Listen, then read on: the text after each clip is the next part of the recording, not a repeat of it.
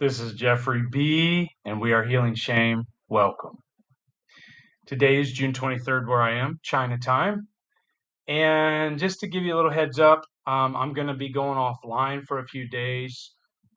Thanks to the gifts of sobriety and recovery, being emotionally sober, being away from exogenous substances, and working on myself extensively, I have the opportunity to go on a short trip. And actually, I'm leaving today. So today will be the last video for a few days, maybe 4 or 5 days.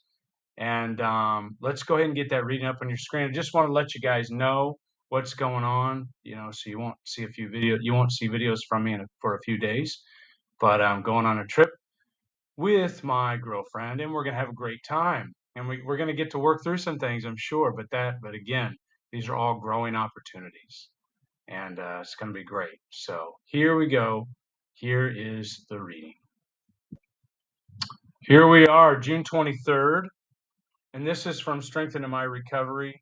The little text isn't over here on this one because something was going on with the time and date with my browser and it wasn't synced up somehow. So a little bit of a different page than I usually use, but here we are.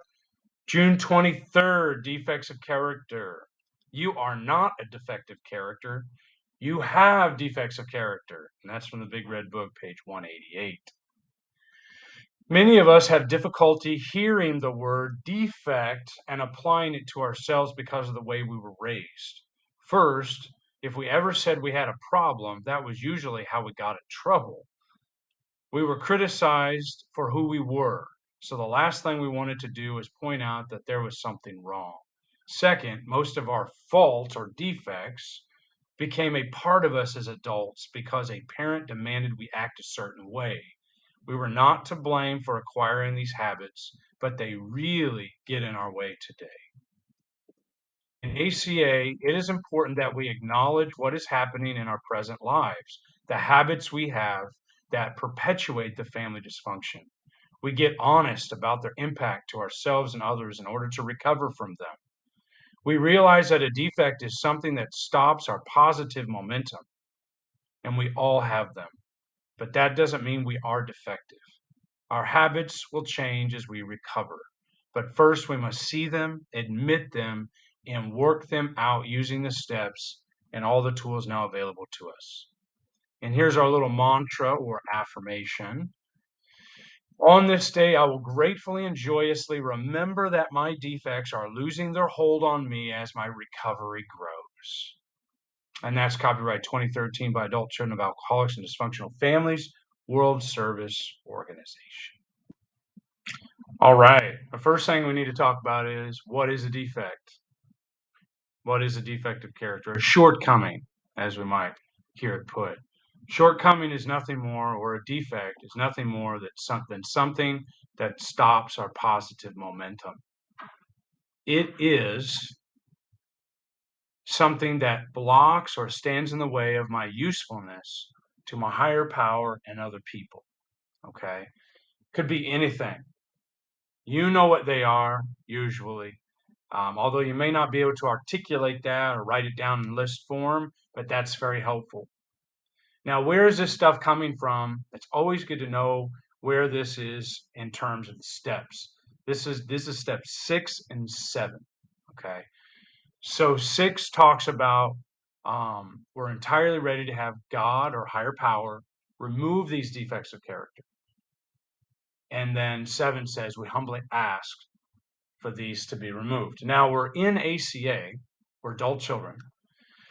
We're not working AA or NA or CAF or whatever, or SLAW, whatever those programs are. We are talking about specifically some very specialized types of defects. And we know those are survival traits, or traits, the 14 traits we used, known as the laundry list traits, to survive our insane nightmare childhoods. And that's what the false self keeps in place, are these laundry list traits, these survival traits. Now, the character defects, for example, such as, for me, I try to put it in a list form. From time to time, I get some real good ideas about what I'm working through, and I can see that what I've got here I wrote defects or LL, laundry list traits needing integration. It's a good point there too. I'm going to talk about what that is in a moment. So here's some defects or laundry list traits. Expectations or validation by someone if I do something I think is special. Dishonesty, manipulation, and control. People pleasing and disintegration of the true self. Losing my identity. Not well read and not improving my vocabulary enough. Leaning on others too heavily, talking too much about my problems. Addiction to despair. That nostalgic sadness. Okay. Now, those are possibly, let's say, some defects. Now, you've got a great section on this in step 6. There's the fruit defects of character, and we've got them linked up with the branch laundry list 14 traits. You can see how these defects and how these laundry list traits are coinciding. Okay, this is a very good little diagram in your book. If you have that, open it up to step 6 and check it out. So we have a lot of fruit defects of character.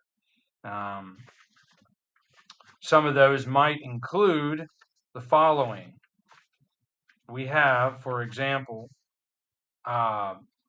self-centered, not always honest or dishonesty, manipulation, perfectionism. Okay. And this is really, really, really helpful. Judgmentalism, greed, lust, feeling superior, all of those types of things in your big red book. So, defects of character are things that stop your positive momentum, okay? Or things that block you or interfere with your ability to be useful to a higher power and other humans. Those things you can just pray in step 7 to have them removed. And if it's time, your HP is ready, they're going to be taken out root and all. Now the survival traits, the laundry list traits, they need integration. And what that means is we have to find a way to not try to remove them because they don't respond well to removal because they're so embedded in us. So with the laundry list traits, we ask our higher power to integrate those. And there are ways in the book that talks about how to integrate, let's say, people pleasing is in the book, for example. It says to integrate people pleasing, which I have a problem with, which I have a struggle with from time to time, people pleasing, quite often actually, is we accept compliments without going out of our way and bending over backwards to do for others, because that's what we would do to get people to like us, because if they like us, then they might not leave us. And we had to fawn or freeze when mom was barking at us, and we had to walk on eggshells and all that as a child. In my childhood, that's where a lot of the stuff comes from. I had to learn how to people please to survive, because if I didn't, I might get kicked out of that house and be on the street, or I might incur my father's rage or mom and get beat or some kind of really bad situation. So it's scary, and we walk around with this hypervigilance, and it's terrifying. It's a really hard way to live, and we don't have to live like that anymore because we have these tools now. But it talks about in this reading, we have to. What does it say here? It says one thing we've got to do is we have to actually see them, our character defects or laundry list traits, admit them, and work them out using the steps and all the tools available to us. So we have to be able to see them. And how do we see them? We got to work the steps. We do step 4. We share it in step 5 with our sponsor or spiritual guide or whoever, some other person. And then in step 6 and 7, we begin the process of having them removed. So we got to know what they are. We need a list of them by working the other steps. And that helps us generate that list of defects. These come out daily for me. Anger, I can have anger. I can struggle with fear. And of course, people pleasing, as I mentioned, fear of being judged, fear of not appearing masculine or manly enough, tall enough, strong enough, whatever, just things like that. And then also perfectionism. It's got to be, it's got to be all perfectly right or just don't do it at all. All or nothing thinking. Okay, that comes out. Black and white thinking, all or nothing thinking. Rigidity, um, judging myself harshly. And now we're getting into laundry list traits too.